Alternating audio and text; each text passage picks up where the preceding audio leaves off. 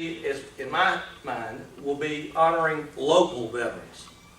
Those veterans from Toccoa in any branch of the service. It doesn't have to be airborne, Marine Corps, it could be Navy, Coast Guard, whatever. Any items that the families would like to contribute, we will put, in that area. As we remodel it, we'll make it look a lot better. It's a pretty sterile sort of room right now, just a rectangular room. But we'll partition it off and we'll honor those local veterans in that room. I want to give you an opportunity to ask some questions about our facility or about the museum. So, are there any questions up to this point? Steve, how many people in the room recognize the name John Terrell? John Terrell's father was Dr. Terrell here. There was a lot of babies. But John Terrell is a director with Francis Wood Wilton. And it's through him, that's right. He was a big part of it. He died last week. That's right, he passed away last week. Thank you. Steve, I know you're quite a reader. What books and how many books mention Camp Toccoa? Oh, golly.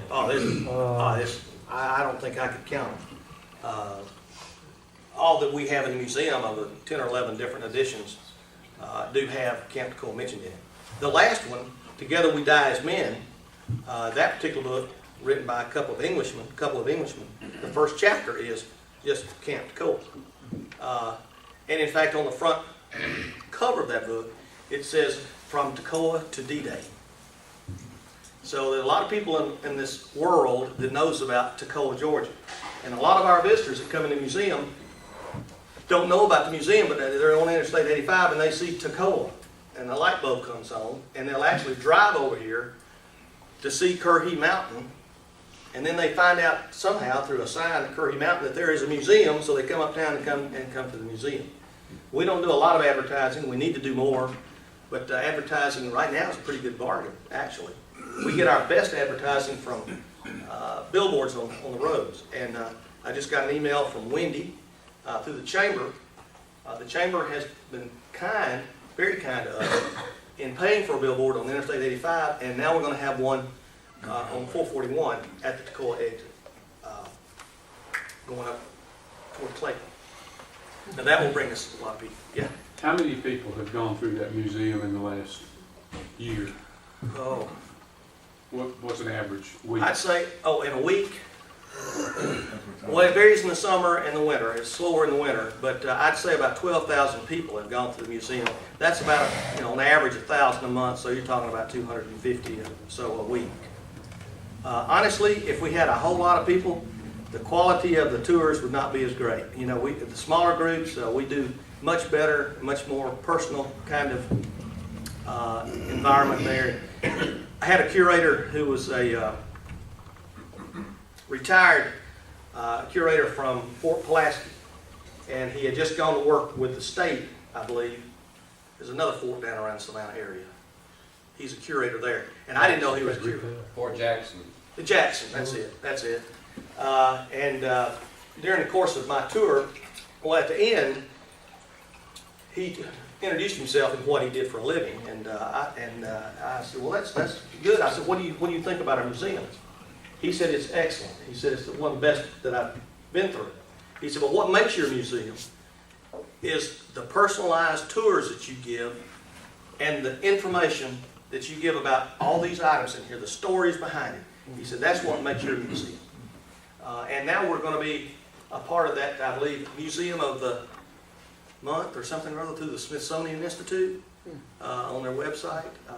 And people who bring in a little coupon, if they download it, they can come into our museum at a discounted rate if they bring it off the website. So we're getting involved with that now more, nationally. No. Yes, sir. I received on the internet that Tom Hanks and Spielberg, who did the series on the Band of Brothers, next year is coming out with a 10-part series on the Marine Corps called The Pacific. Yeah. And it starts off from boot camp all the way to Iwo Jima. And it's based on the two books, Helmet on My Shoulder and Fixed Bayonets, which is available in the library because I had to get it here. And one is very poor reading because it's nothing but statistics, but it does give you a really sight of what went on during that period of time. And also mentioned the civilian attitude was somewhat different from what we've been before, especially with Boy Scouts and everybody going out and picking up aluminum pots from people that had extra pots and taking things off the gates, any kind of gates, iron gates that they had.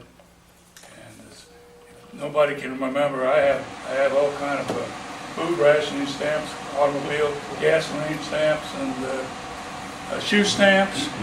We had one for shoes and butter and milk and everything else. Yeah. If anybody want to see one, I'd be glad to bring it. I saw somebody else right there. Yeah. Who conducts the individual tours and has the information been taken? Well, you pointed, I think you pointed that out before. No one is taped it. We've had suggestion after suggestion that as you go through, somebody tape it, because some of us, I'm the only spring chicken there. I'm probably the youngest tour guide there.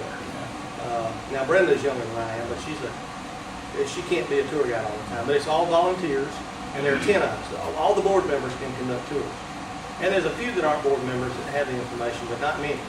We have about 60 volunteers that volunteer 3 hours of their time a month. We have a core group of about 14 volunteers that help keep it open 7 days a week.